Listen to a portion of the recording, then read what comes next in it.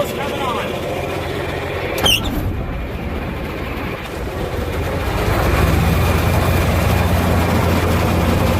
There's good with fill auger. Auger spins free back here. This one, guys, is a little stiff. It needs lubed up. Gonna turn the hydraulics up. You can see, guys, it's just kind of snagging up in there. Probably needs either bearings lubed or whatever. As you can see, that's what it's doing, guys.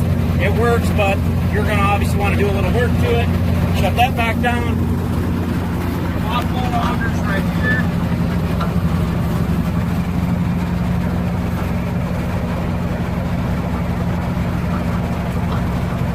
So down here, guys, the offload auger's working. Make sure I don't have a valve flip deposit. Guys, you tell me if I'm doing something wrong.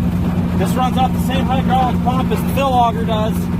I'm adjusting the hydraulic flow. We had pressure over there. They're parallel lines. If I'm doing something wrong, guys, that this isn't working, let me know. Otherwise, if you guys don't want to keep it to yourself and get it bought cheaper, that's up to you. So, offload auger either needs a new hydraulic valve or there's a blockage in there somewhere.